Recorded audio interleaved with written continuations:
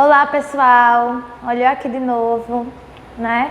Agora, para matar a saudade da Lavínia, porque ela estava que não aguentava de tanta saudade de mim, principalmente, né? E de produzir redação. Olha que coisa mais linda. Hoje vai redação para casa. Olha, vocês estavam sentindo falta disso, né? Eu também estava. Enfim, hoje nós vamos dar continuidade, mas agora a disciplina de redação, certo? Seguindo o nosso cronograma normal e a nossa ordem de estudo, beleza? Vamos lá. O nosso conteúdo de hoje é capítulo 5, livro 2, tipos de discurso, certo? É um conteúdo tranquilo, já trabalhamos várias vezes. Semana passada eu gravei essa aula para o 8º ano, certo? Então, vocês veem esse conteúdo desde o 5º ano, 4º, do Fundamental 1, então, e vai acompanhar vocês durante muito tempo. Não é nada novo, tranquilo de entender e de aprender. Vamos lá. Como vocês sabem, existem 3 tipos de discurso. O discurso direto, discurso indireto e o discurso direto livre, certo? Perdão, indireto livre. O discurso direto é aquele no qual o narrador opta por não interferir na fala da personagem. Ele fala exatamente como ela disse, certo? Vai que ela disse alguma coisa que ele não concorda, então o que é que ele fez? Colocou do jeitinho que ela disse e aí ele se isenta de responsabilidade. O que a personagem disse ali é responsabilidade única e exclusiva dela, beleza? O discurso direto, normalmente, é introduzido por verbos de elocução. O que são verbos de elocução, professora? A gente já viu, mas vamos refrescar. São aqueles verbos que indicam oratória, indicam pronunciamento, tipo falou, disse, proferiu, afirmou, indagou, questionou, perguntou. Todos esses são verbos de elocução e eles são bem presentes nos discursos diretos, ok? O discurso direto também é marcado por alguns elementos gráficos, como 2 pontos. Normalmente o narrador, quando vai introduzir um discurso direto, ele coloca o verbo de elocução seguido de 2 pontos. Posteriormente, ele pode trazer as aspas para marcar a fala, o travessão para marcar a fala, certo? Então, esses elementos são elementos típicos do discurso direto e são de fácil percepção. Quando a gente percebe um verbo de elocução, 2 pontos e um travessão, a gente já sabe que aquele dali se trata de um discurso direto. Porém, também pode vir através de aspas, ok? Aqui nós temos o seguinte exemplo. O acusado de corrupção, o deputado finalizou seu discurso de defesa brandindo os braços, em tom novelesco. Não cometi crime algum, Deus é testemunha, a justiça prevalecerá.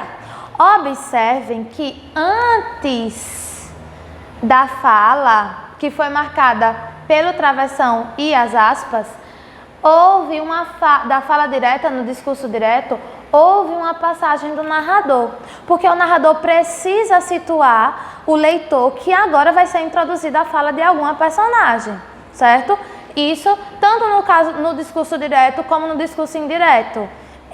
O narrador tem que deixar claro que aquilo dali não foi dito por ele, sim pela personagem.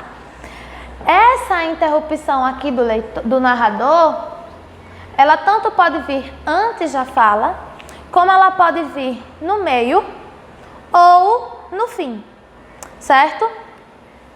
Eu trouxe um exemplo do poema O Lixo, poema não, se não me engano é um conto, de Luiz Fernando Veríssimo, que o poema é todo marcado por falas. E só há a aparição do narrador aqui nesse início, nesse trecho aqui, certo? Esse trecho vocês vão encontrar também no livro de vocês, é só acompanhar. Então percebam, o narrador começa: encontram-se na área de serviço, cada um com seu pacote de lixo. É a primeira vez que se fala. Bom dia, bom dia. A senhora de 610 e o senhor de 612? E ainda não lhe conhecia pessoalmente. Pois é. Desculpe a minha indiscrição, mas tenho visto seu lixo. O meu quê? Seu lixo. Ah, reparei que nunca é muito. Sua família deve ser pequena. Na verdade, sou só eu. Notei também que o senhor usa muita comida em lata. É que eu tenho que fazer minha própria comida e como não sei cozinhar. Entendo. A senhora também. Me chame de você. Então percebam que mesmo não tendo a presença do narrador aqui, a gente consegue entender mais ou menos o que esse conto quer trabalhar. Principalmente os indícios, né, que nós deixamos no nosso dia a dia, a respeito de quem nós somos. Tudo que a gente faz no nosso dia a dia, é como se fossem pistas que levam as pessoas até a nossa identidade central. No caso aqui, pelo lixo, né, uma coisa que ninguém percebe, mas o lixo, eles conseguiram identificar que tipo de pessoa mais ou menos era a que morava ao seu lado, certo? E a única coisa que o narrador fez foi, aqui no início, apresentar a situação inicial. Depois que ele apresentou a situação inicial e com base nisso, nós conseguimos compreender todo o discurso direto. Percebam, todo marcado por travessões e sem a interrupção do narrador, ele só aparece aqui no comecinho. Nesse outro exemplo, o narrador aparece no meio da fala. Anda, condenado do diabo, gritou-lhe o pai. Perdão, aqui ele aparece no fim. A fala do narrador aparece aqui no fim. Anda, condenado do diabo, gritou-lhe o pai. Observem que o narrador aparece aqui para situar de quem é a fala e como ela foi proferida. Já no segundo caso, ela vem no fim, né? No meio, perdão. E aí ele diz, anda, gritou-lhe o pai, condenado do diabo. Então a fala do personagem, a fala do narrador, pode tanto vir introduzida no meio da fala da personagem, no começo, fazendo um aparato geral do que vai ser dito ali, ou no fim, certo? Prosseguindo. Discurso indireto. O discurso indireto é o momento em que o narrador faz uma paráfrase do que a personagem disse. Ah, professora, eu não sei o que é paráfrase. Sabe sim.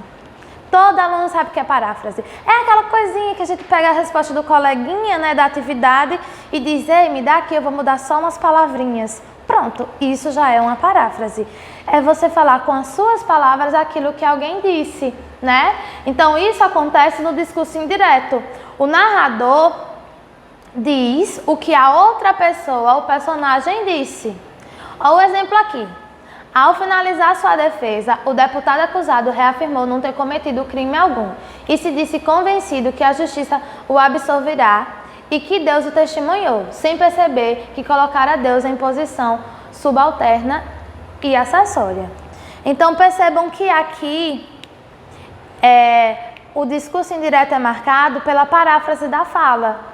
O narrador disse com as suas palavras o que a personagem havia dito. Ele se apropria daquilo e fala da forma que ele acha mais interessante para o texto, para a transmissão da mensagem. Isso acontece muito, sabe? Quando vocês estão ali com problemas, brigando em sala de aula, discutindo por uma besteira ou por outra. Aí o aluno chega para a professora e vai falar o que o colega disse. No seu discurso indireto, ele vai fazer uma paráfrase da fala do colega do jeito que ele achar interessante, ele vai dizer. Normalmente, esse tipo de discurso é um pouquinho complicado, principalmente no dia a dia, porque o narrador pode ter interpretado de outra forma, ele pode usar outro tom, né, quando é proferida a mensagem.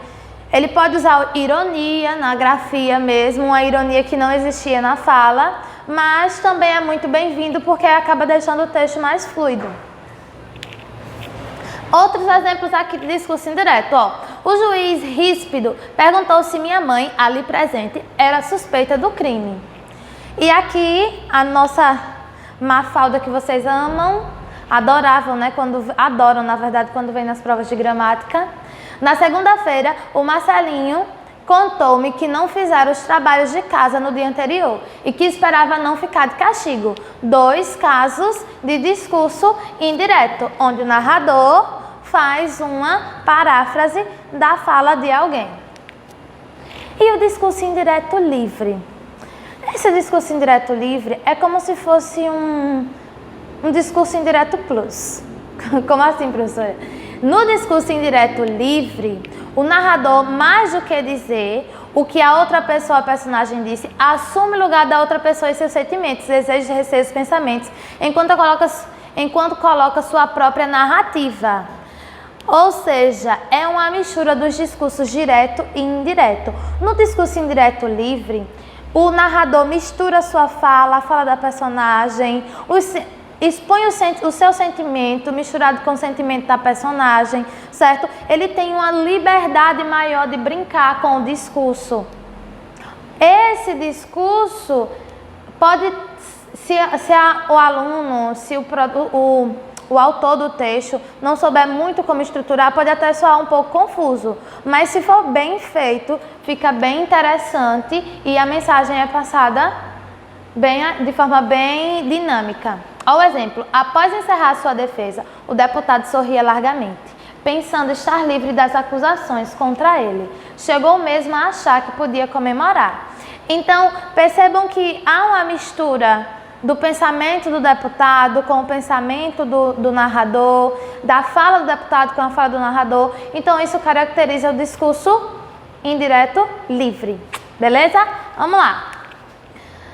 Outro exemplo aqui. Então, Paula corria o mais que podia para tentar resolver a situação. Logo a mim isso tinha que acontecer. Ela não sabia se conseguiria chegar a tempo e resolver aquela confusão. Tomara que eu consiga. Percebam que aqui ele já misturou a fala do narrador no discurso indireto com os trechos de discurso direto. Ó. Logo a mim isso ia acontecer. E aqui no final, tomara que eu consiga. Ele mistura suas inquietações, mistura as inquietações da personagem e faz uma mescla entre discurso direto e discurso indireto. Outro exemplo aqui. Na fazenda, os dias de Frederico eram sempre iguais.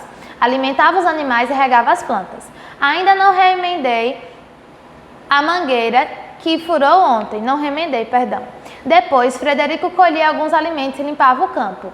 Com este calor, acho que vai ficar sem fazer nada, deitado na rede. Percebam também que há mistura do discurso direto com o discurso indireto. Ah, professora, mas não tem a marcação de travessão e aspas para a gente saber que ali é discurso direto. Porque o discurso indireto livre tem essa liberdade. Ele pode introduzir uma fala direta sem a necessidade dessa marcação com travessão ou aspas. Ok? Vamos lá. Aqui é uma tabelinha que vocês também vão encontrar no livro de vocês sobre a transformação do discurso direto para o discurso indireto. Trabalhei essa aula também com o 8º ano e a gente abordou esse quadro aqui, um quadro bem parecido com esse. O primeiro exemplo, emprego da primeira pessoa. Perdi a bolsa, disse-nos a vizinha. Isso no discurso direto, ou o que a vizinha disse, perdi a bolsa. Quando foi passado para o discurso indireto, ficou, a vizinha disse-nos que perdera a bolsa. Percebam, pessoal, que houve uma modificação. Estávamos na primeira pessoa, agora passamos para a terceira pessoa. Por que isso acontece, professora? Porque no discurso indireto, o narrador vai falar algo que já foi dito. Então, não tem como ele usar a primeira pessoa, porque aquilo não foi dito nem por ele, né? Então, por isso que é marcado pela terceira pessoa. O discurso direto é sempre marcado pela terceira pessoa. Verbo no pretérito perfeito do indicativo. Eu não almocei ainda, comentou a moça.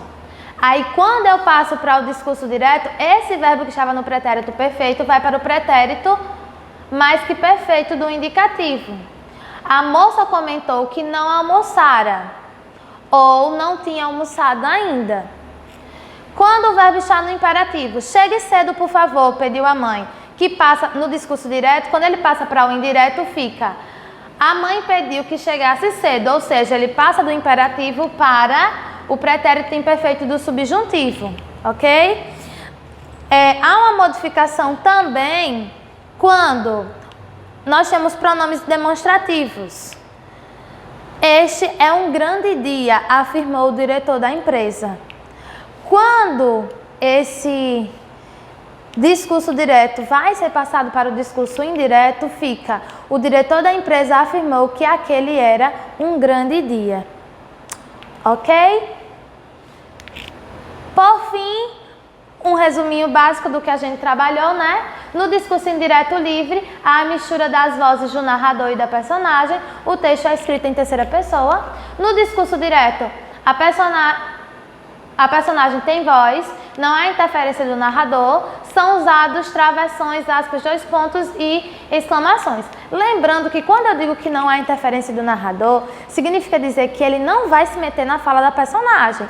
A posição da fala dele pode aparecer no meio da personagem, mas isso não interfere na fala dela.